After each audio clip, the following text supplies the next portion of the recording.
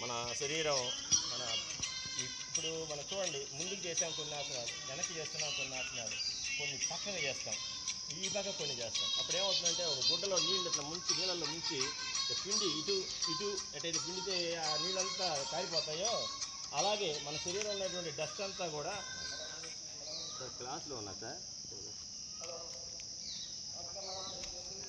అందువల్ల అది చాలా బాగుంటుంది. క్లాస్లో ఉన్నాను, అదే ఉన్నాను సార్. చదవండి, ఇంకెంత వచ్చేసినాయి వచ్చా పోతాయి.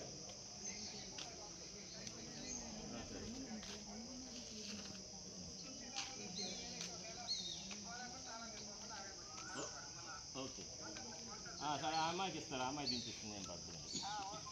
సరే సార్, వక్రాసనం ఇట్లా ఈ ఇప్పుడు కుడికాలు ఉంది కదా, ఈ కుడికాలుకి ఎడంకాలు, కుడికాలు యువతలు పెట్టండి. పెట్టి ఈ కుడి చేతితోటి ఎడంకాలను పట్టుకో, వెనక్కి తిరగండి. ఇప్పుడు ఏమవుతుందంటే పొట్ట దగ్గర మెలి పెట్టేస్తాం సార్. ఈ పక్క నుంచి పెట్టుకోండి, ఇటు మాస్టర్ ఆ చెయ్యి కాలు యువతల నుంచి పట్టుకోండి, అప్పుడు టైట్ వస్తుంది. అట్లా టైట్ వస్తుంది. మీకు ఎంతవరకు అయితే వస్తుందో అంతవరకు చేయండి. ఎక్కడ టైట్గా వస్తుందో అక్కడ దాకా చేయండి. టైట్ వస్తే మనకి రిజల్ట్స్ వచ్చినట్టు సార్. ఆసనం ఎప్పుడైతే కొంచెం టైట్ అనిపిస్తుందో, సుఖంగా ఉన్నా ఒక టైట్గా అనిపిస్తుందో అక్కడ రిజల్ట్స్ వస్తుంది సార్. అది ఎక్కడ వచ్చినా చాలు చెయ్యి.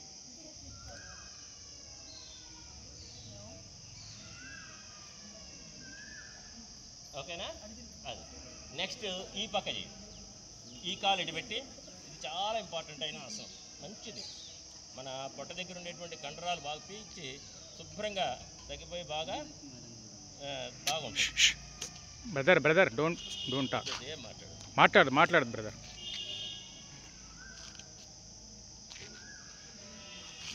ఓకే, వెరీ గుడ్, చక్కగా చేస్తున్నారు. ఇందాక ఉత్తాన పాదాసనం సార్ చెప్పాడు కదా, చూద్దాం. చూడండి, ఇది చాలా మీకు సింపుల్గా ఉంటుంది. చూడండి, ఈ ఆసనం చాలా సింపుల్గా ఉంటుంది, చాలా రిజల్ట్స్ చాలా బాగుంటాయి. రెండు చెప్తాను ఇక్కడ, ఉత్తాన పాదాసనం ఒకటి, నౌకాసనం. ఈ రెండు కూడా హైయర్ అబ్డోమిన్, ఒకటేమో హైయర్ అబ్డోమిన్, నౌకాసనం హైయర్ అబ్డోమిన్ తగ్గుతుంది. లోయర్ అబ్డోమిన్ వచ్చేసి